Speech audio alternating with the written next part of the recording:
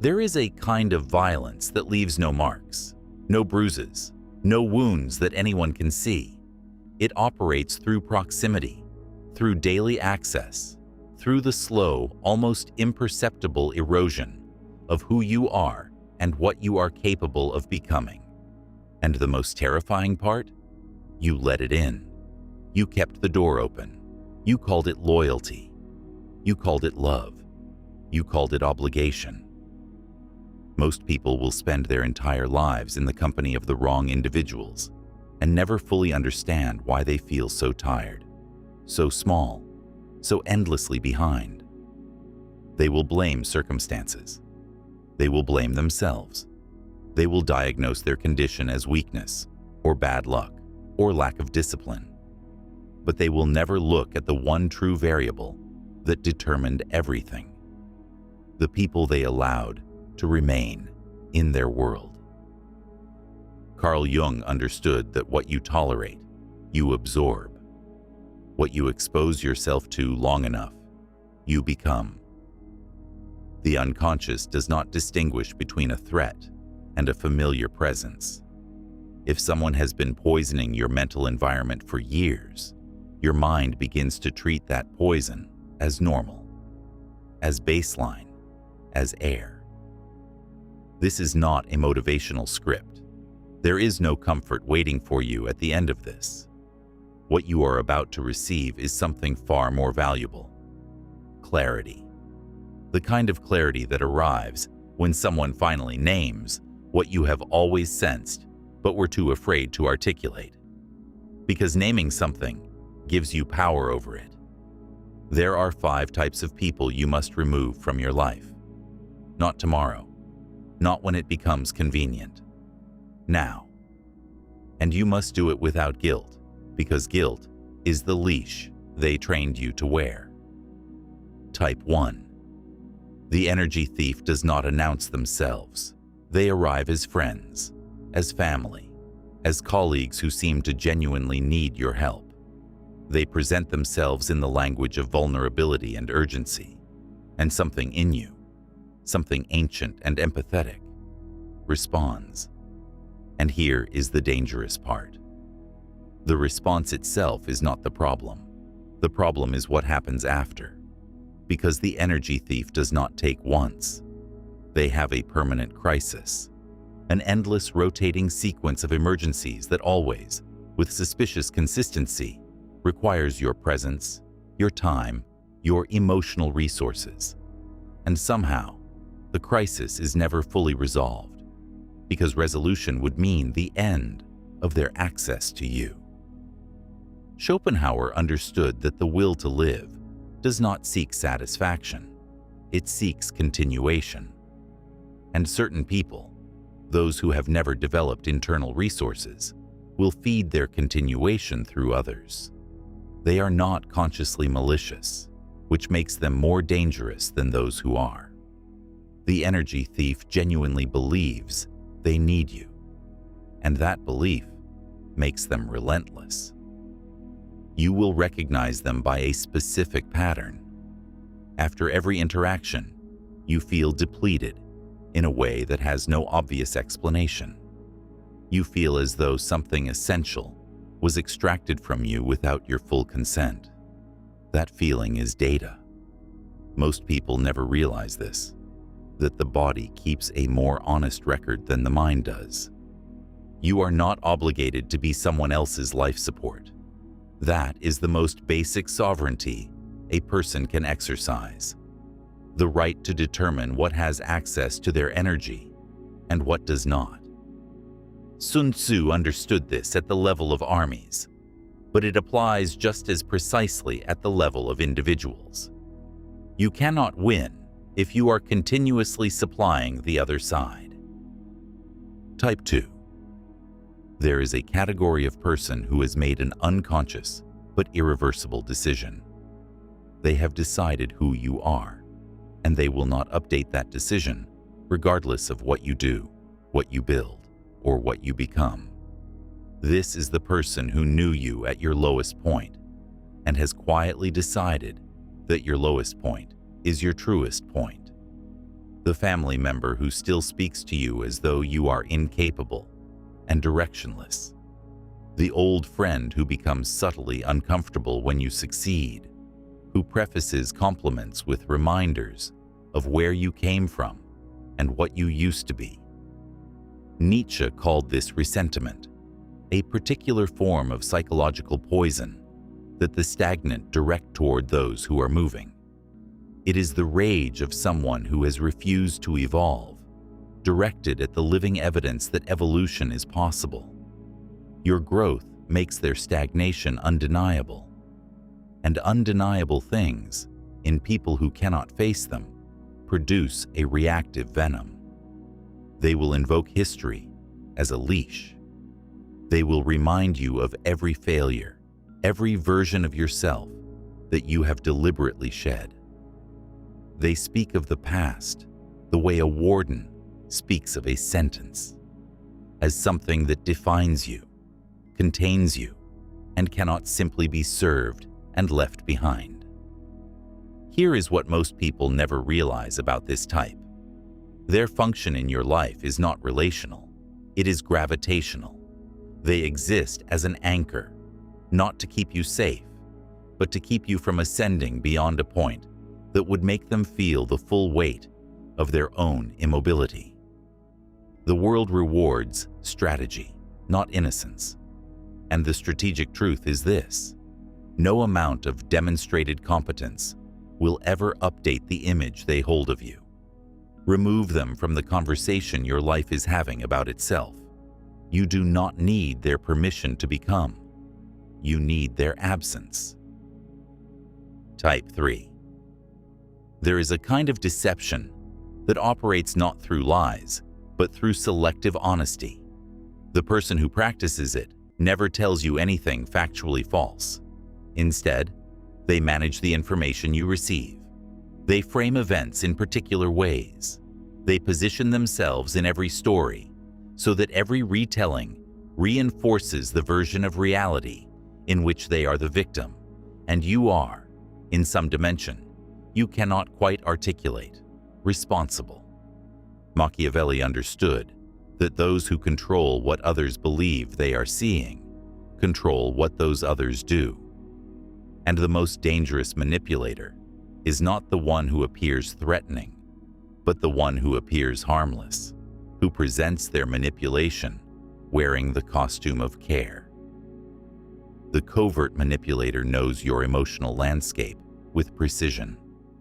They know which words open which doors inside you. They know how to appear wounded at the exact moment you are about to set a boundary. They know how to introduce the subtle, corrosive doubt that makes you question your own perception. And if they can make you uncertain about what you saw, what you felt, and what you know, they can make you manageable. And once you see it, you cannot unsee it. The pattern is always there in retrospect. The conversation that left you feeling responsible for something you did not do. The apology constructed entirely as a vehicle for further accusation. The vulnerability that appeared strategically, always timed to interrupt your momentum or your clarity. The Jungian concept of projection is essential here. The covert manipulator projects outward the internal qualities they cannot acknowledge in themselves. What they cannot face in themselves, they will force you to carry. And you, being someone who examines yourself, who takes accusations seriously, you will carry it until you understand the mechanism. This is where people lose power. In the moment, they accept responsibility for someone else's projection. Remove the architect of that confusion from your environment. The clarity that follows will feel like oxygen after a decade in a sealed room. Type 4.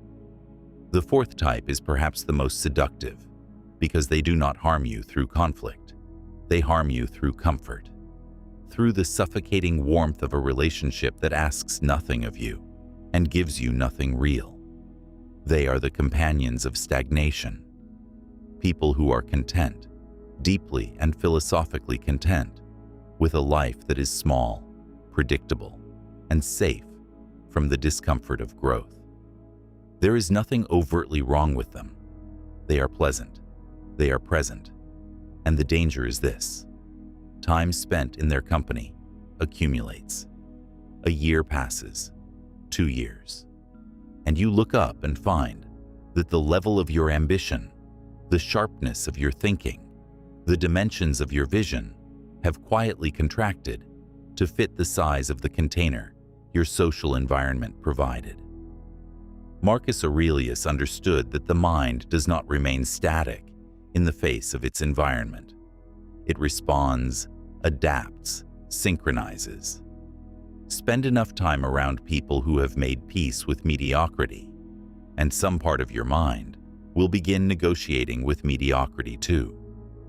Not because you are weak, but because you are human, and human beings are the most socially calibrated animals in existence. The question you must ask yourself about every person in your life is not only, do they harm me? The question is, do they elevate me? Do they make me more precise, more rigorous, more capable? Or do they represent a psychological ceiling, a comfortable boundary above which no one in their world ventures, and below which you are slowly, contentedly settling? Most people never ask this question, because asking it produces an answer they would have to act on. But here is what they are not telling you. The loneliness of removing the wrong people from your life is temporary. The damage of keeping them is permanent. If someone in your life cannot offer actual expansion, actual challenge, they are not neutral. They are a cost, and costs compound. Type 5. The final type is the one that will cost you the most to release, because this type wears the face of someone you once needed, someone whose presence in your history is woven so deeply into who you became that removing them feels like editing yourself out of existence. This is the person who was right for the version of you that no longer exists. The relationship built on a shared wound, a shared limitation, a shared perception of the world as survivable only in specific ways. You grew, and they did not.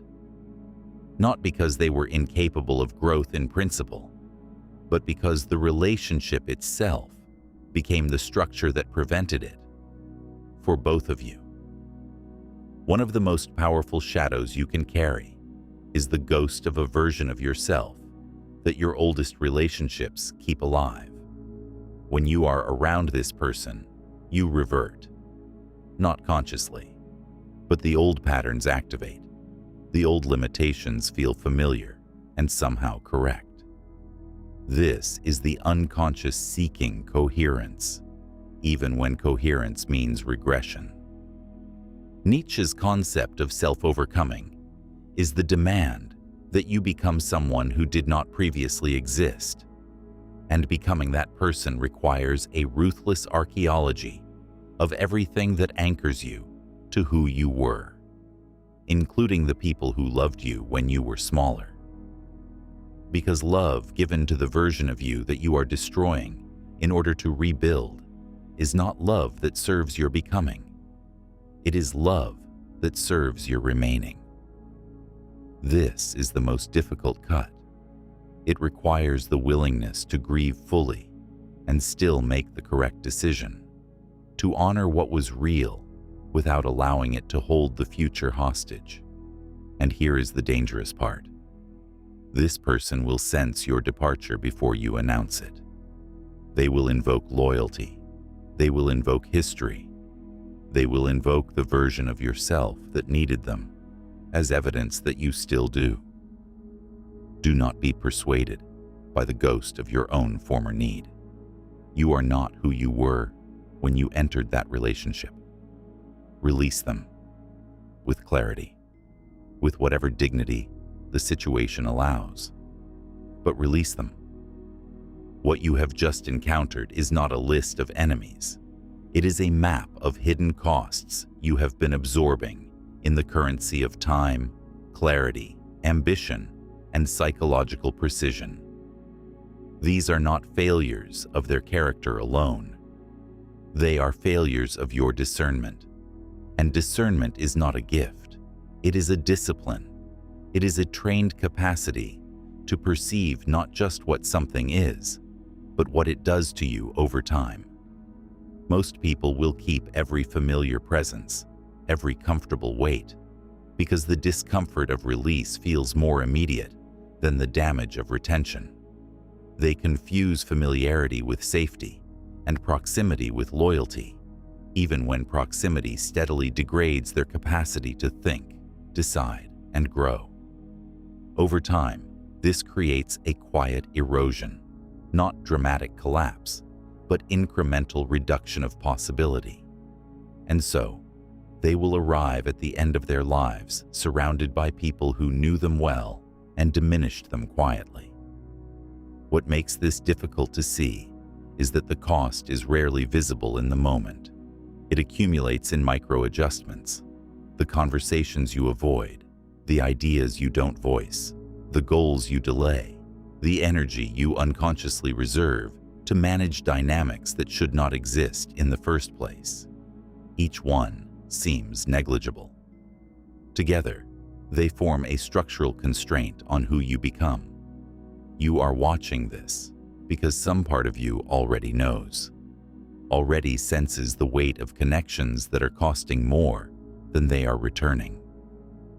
The mind resists this recognition because it threatens identity, history, and emotional continuity.